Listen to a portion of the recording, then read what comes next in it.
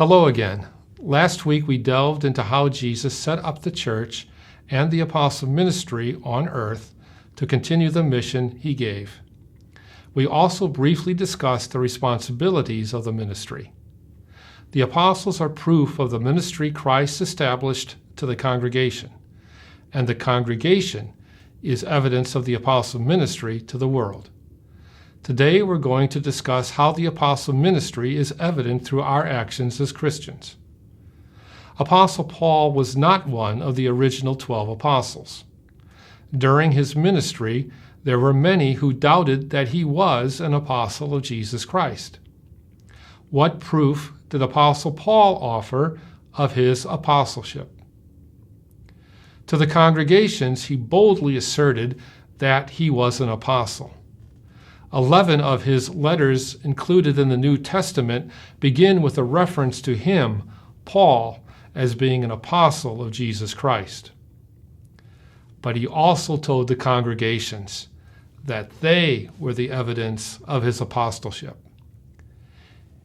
If I am not an apostle to others, yet doubtless I am to you, for you are the seal of my apostleship in the Lord. It is the same today. We can talk about the apostle ministry being the only ministry Jesus established for his church. We can rebut arguments that the apostle ministry was given to and intended for the early church only, or that to be an apostle one had to see the resurrected Christ. But discussions like that can soon devolve from testifying to testifying.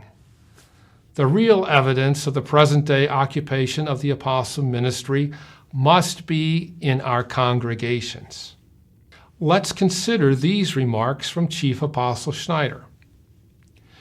Recently, in a message to the apostles, the chief apostle outlined a responsibility.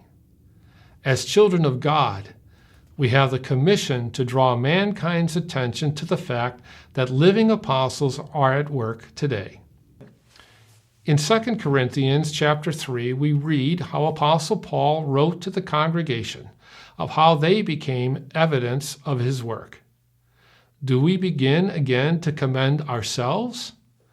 Or do we need, as some others, epistles of commendation to you or letters of commendation from you? You are our epistle, written in our hearts, known and read by all men.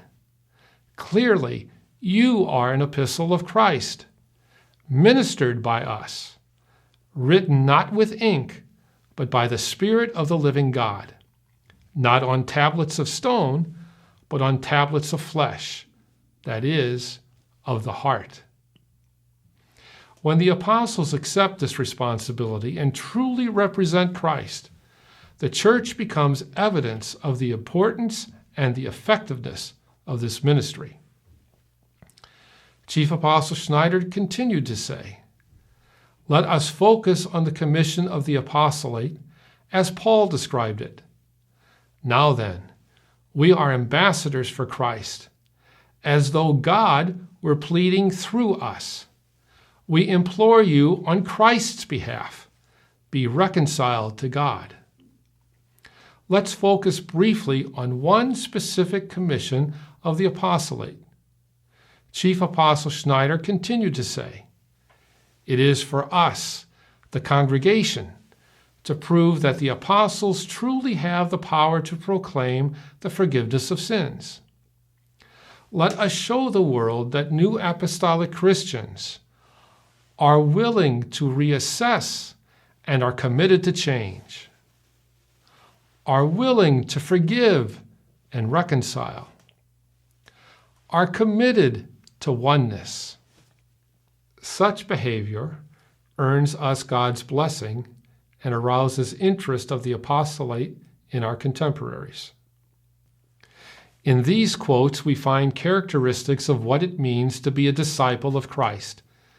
These characteristics must be visible in our lives, and we must grow and develop them as we become more like Christ.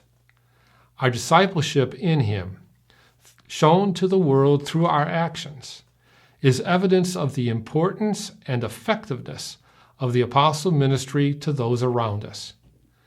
We reflect Christ to the world as we continually align our lives to Him, demonstrating His love and offer of salvation to all.